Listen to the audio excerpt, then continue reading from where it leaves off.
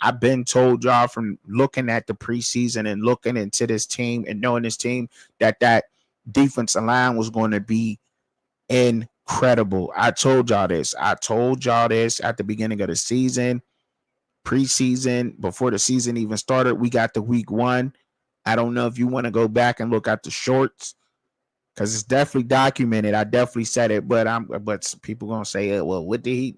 What do I know, right? But I only research the game and really take it seriously and watch all 22s and all day and research my topics and look at the stats and make sure that I know what I'm talking about and accurate on that kind of stuff. That's all I do. You know what I mean? That ain't much work before I get on up out of here. But to know my opponent is definitely key when we play them. That Browns defensive line is without a doubt one of the best in the NFL.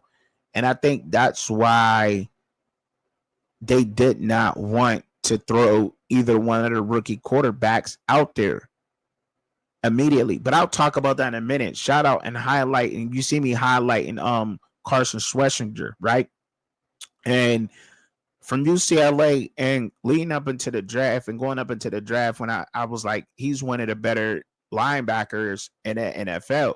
I mean, well, in the draft, excuse me, not the NFL, excuse me on that one, but in the draft, he's one of the better linebackers in the draft coming out of UCLA. Pretty can move around, fly sideline to sideline, and that's what you need. You don't need fast.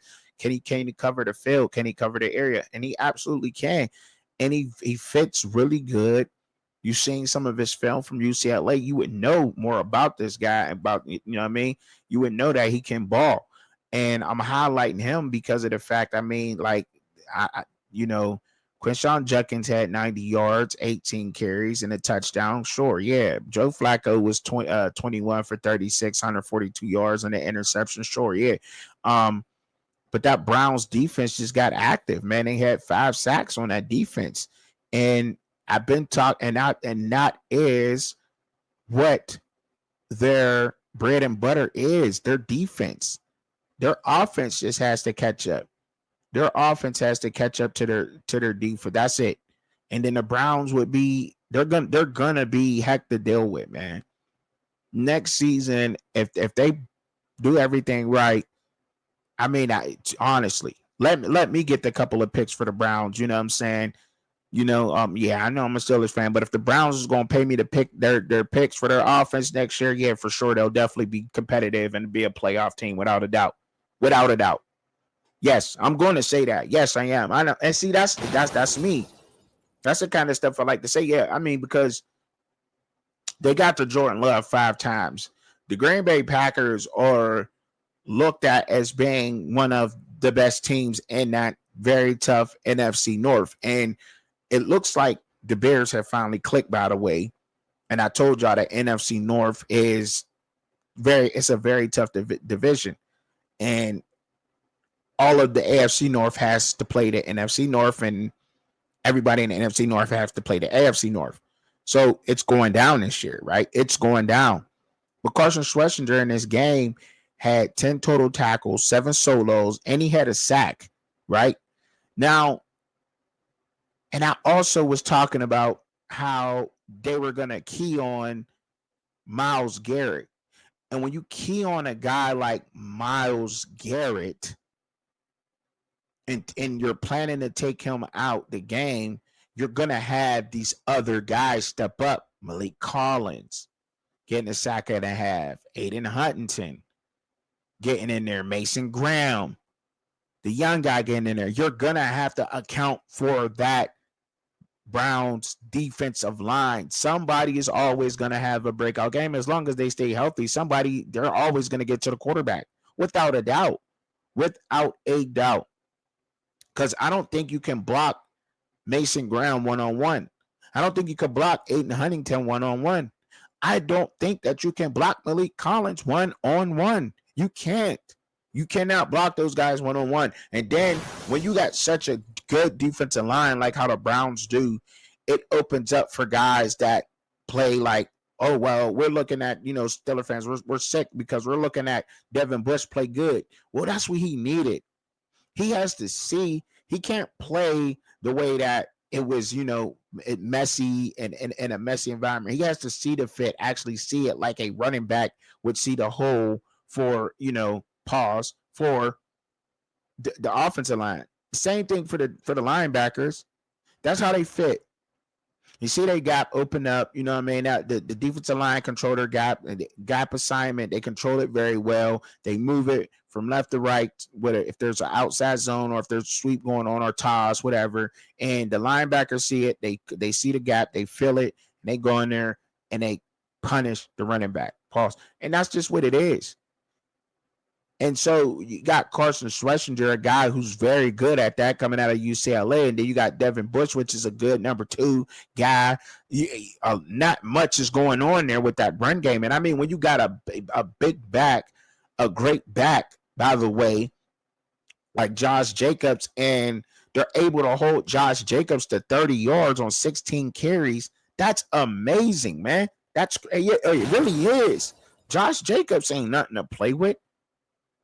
I honestly think that they could have kept him. I think that the Las Vegas, I think the Raiders were looking at to get capital, looking more towards the future and trying to build and getting something up out of Josh Jacobs, but he could have stayed. He got a lot of years left on those legs, man. Got a couple good more years. Not no bum. Definitely not no bum. And they held him to 30 yards. That's great. I'm telling you, that defense over there in Cleveland is something else, man. It really is. And to go back and to talk about, and to go into talking about their quarterback situation, that's why they didn't want to put their rookies out there. That's why they didn't want to put Dylan Gabriel or Shedeur Sanders out there, because they have a chance with that defense and with some veteran quarterback play to be y'all got a chance to win, to be in the playoffs. I know a lot of people said the Browns may only win 3 and 4 games. Yeah, you're only going to win 3 and 4 games if you're going to start one of your rookie quarterbacks. Let's just be honest. Like, I mean, y'all could play around with it if y'all want to, Browns fans. I mean, look, who am I but a Steelers fan, right? I'm just a Steelers fan, right? I'm just out of respect. You know what I mean? Because I want my opponent to be the best when we play them. You can't go play the Pittsburgh Steelers and the Baltimore Ravens and go see Eric Henderson in Cincinnati with a rookie quarterback and expect to win in your season. You won't make it out of division with a rookie quarterback in our division. Y'all know this. And I don't understand why the Browns fans are so down on their season. Y'all got another receiver that's in the making right now. He's in a crock pot. He's cooking. He's slow cooking.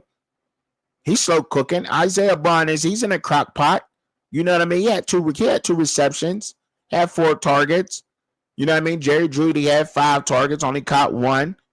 But Isaiah Barnes and Jerry Jeudy, they'll open date. That's a good. Those are 2 good guys. Don't forget about Jamari Thrash. I think he's pretty good too over there. Cedric Tillman, he's clutch. He comes in clutch all the time in big games. Almost more than some of your bigger name receivers. I don't want to say that, but then you add the great young tight end, in Harold Fannin Jr. He just got to get his blocking down a lot better to survive in the division. But I mean, if you're just going to use him for a receiving tight end, that's even more of a threat. A big body like that, he don't have to be fast. Just crisp route running, being able to use his body to shield off defenders that make those catches. Yeah, I think Cleveland is moving in the right direction, man. I honestly do, man. This is coming from a Steelers fan. I know we got a natural hate for each other. I know that. I know if we in the same room watching the game, we probably wouldn't do that. But I don't know, maybe ending blows. I ain't gonna go that far. But there is fans that will do that. But with all due respect, like, having a veteran quarterback like Joe Flacco gives you guys the best chance. And especially, could you imagine one of those rookie quarterbacks playing in this game against Green Bay? It would not have looked like that at all. At all. Even with the defense holding the running backs down. Now, as a team, Green Bay, as a team,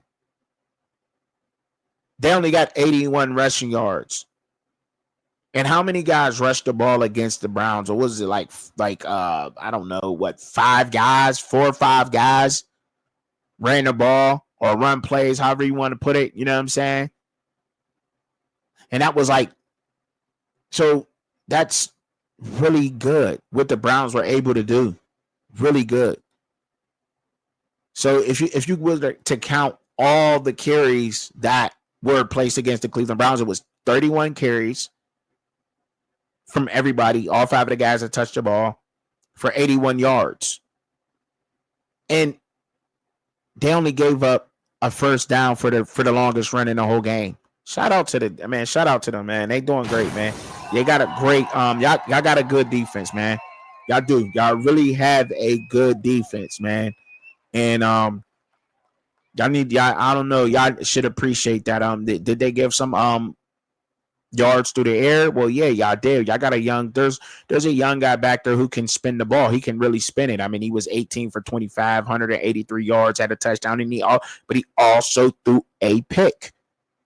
So there was an interception that also came out of those DBs. Now, that is the weakest point on the Cleveland Browns, is the defensive back room.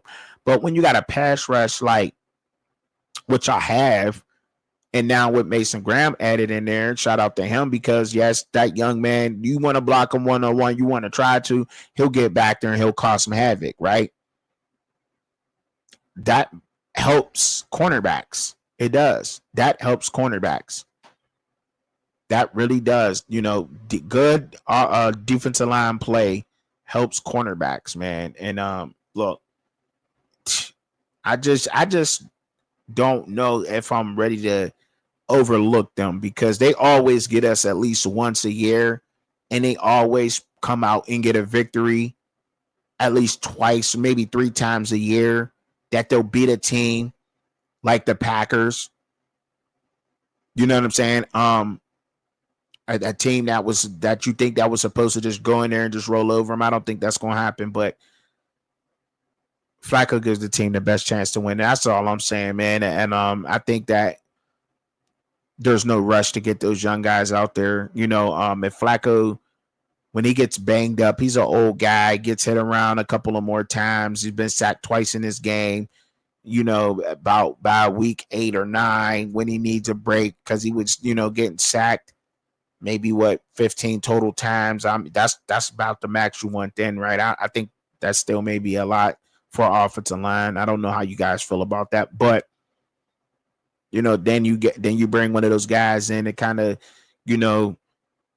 relieve them, and that, to see where you at then. Where's the win total at by week 8 or 9, right? And it may dare me even say to go to week 10. Where's your win total in week 10? Are y'all still sitting at, or what? Where are you sitting at then? I think that's about a fair assessment to get those guys in there to start trying to build and see what you got for the future then. And I've been said that between week 8 and 10, to see one of those rookie quarterbacks go in there and to actually see them doing. I said that before the season started, and I still stand on that now, because what you got right now is a team that has a chance to surprise some people, and then they may even slide up in there in the playoffs. They may sneak up in there wild card style. Who knows? Who really knows? I mean, you really honestly do got a team around it, man, and make it get it done. Got a team around it. They just showed you. They really just showed you. So, I mean, no more to say. Shout out to the Browns, man, and shout out to y'all, man. Yeah, y'all props. Hey, take it when you can get it, because you ain't going to get it a lot. You know what I'm saying? But, hey, real recognize real, right? That's what it is. The Philadelphia Eagles in a loss